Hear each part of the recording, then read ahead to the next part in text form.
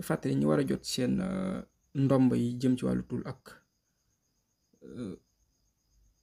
nuñ ko ci wax sax yenn saafara yi xam naa tey si lundi bi ak incha allahu taala jeudi bi di ñëw bu soobee yàlla donc yiñ ci war a livrer des na ko livrer ci côté Dakar incha allahu taala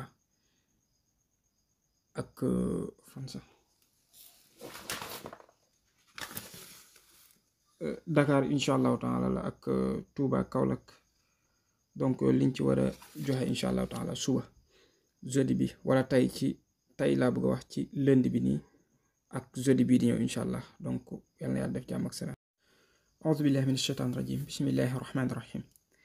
yaram maa ngi leen di nuyu baax ziar leen mbaa yéen a ngi ci jàmm bu baax ñu dellu si waat ci tabian yeeg li ci aju rek ci wàllu sarax ak xëy na yeneen mbir yi muy àndal di ñaan yàlla defal leen jàmm defal ñu ko ci barke alxuraanu karim. xëy na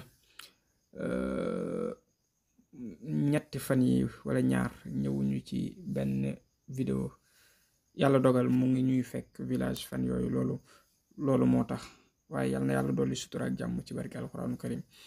bu ko defee ñu profité xamalaale leen ci ne lu jëm ci wàllu tul gi jàppandi na fi mu ne macha allah yàlla na ci yàlla dolli sutura ak barke ci barke alxuraanu karim.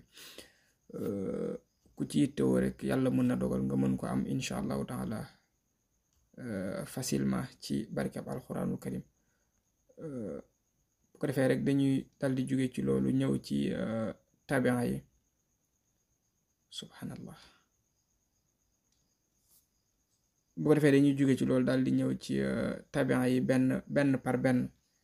dañoo njëkk a jël nag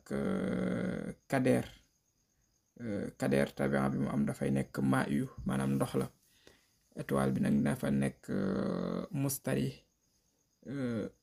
nekk nag 5e position ñi seen tabian doon ndox. bu ko defee moom pomme vert baax na ci saraxam, suukar baax na ci saraxam, soow baax na ci saraxam. ñetti lum ci sarax yàlla mën nag dolli sutura mën nag dolli teraanga. bu ko defee nag étoile am boobu dimanche bu jot ndem soob na yàlla dafay génn midi benn yoon boobu rek lay génn. donc bu génnee mën na fi def 1 heure de temps mais mën na ko moins c'est-à-dire mën na nekk ay 52 wala 53 waaye daal da ngay jàpp ne daal lu mu dee maam dina fi def 1 heure de temps daal ci gàttal. lundi bi incha allah moo ngi génn 9 heures bu demee dafay dellu 16 heures. mardi bi dafay génn incha allah 1 heure. mercredi bi 10 heures lay génn bu demee day dellu si 17 heures. jeudi bi 7 heures lay génn bu demee dafay dellu si 14 heures. vendredi bi jamono bu nekk day génn 11 heures bu demee day dellu si 18 heures.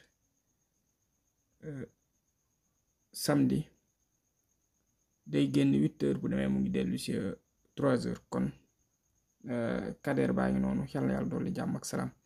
bu ko defee da ngay ñëw rek ci maas 341 la da ngay ñëw rek ci maas. bu ko defee moom tabian bi moom dafa nekk naar yu maanaam safara la waaye étoile bi nag dafa nekk mariix moom nag étoile dafa lëndëm. bu ko defee 6e position la nekk ñi seen tabian doon safara. bu ko defee moom nag sondel baax na ci moom ak nàkka moo xam bu dugub la wala ceeb mu di ko saraxe loolu baax na ci moom nàkk bi. bu ko dàkkee bi su àjjuma sax mu gën a baax waaye it bu dee saraxe mbiskit wala mburu dina baax incha allah yàlla bari na sutura. bu ko defee lundi bu jot xawma dimanche moo jiit dimanche bu jot étoile am 1 heure benn yoon boobu lay génn. lundi 10 heures bu demee 17 heures lay dellu si. mardi 7 heures lay génn bu demee dafay dellu si 14 heures.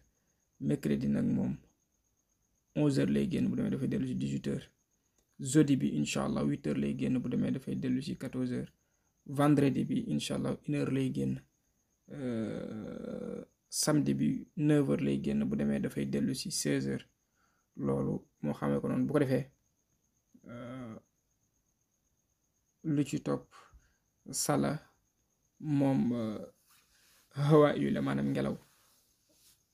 étoile bi nag nekk zoxratu nekk 4e position ñi seen tabian doon ngelaw. bu ko defee nag moom këyit c'est-à-dire feuille blanche baax na ci mu di ko saraxe. même sax bu dul feuille blanche bu gisee moo xam dongo daara bu am problème mu ay téere mu jëndal ko loolu baax na. aussi su ko neexee lu mel ni gone buy jàng même bu dee nasaraan am problème mu fourniture ay kaye nag laa wax mu jëndal ko loolu baax na. même bu saraxee dàll baax na même bu saraxee tàndarma aussi baax na même bu dee ay sijaada baax na incha allah bu saweel bu ko defee nag toile bi moom dafa leer donc bokk ci gën a fës bokk ci yi nga xam ne nit ñi dañ ciy liggéey xeetu bayra wala demee noonu moo tax ku ci bokk mën na la yomb waaye lu mën a xew rek dimanche bu nekk 8h lay génn donc bu demee dafay dellu si 3h lundi bi moom day génn 12h benn yoon boobu lay génn waaw noonu la mardi bi mu ngi génn 9h bu demee day dellu si 16h mercredi bu nekk nag mu ngi génn incha allah 1h benn yoon boobu lay génn subhanallah jeudi bi mu ngi génn incha allahu taala 10h bu demee 17h lay dellu si vendredi bi comme moo aaye moo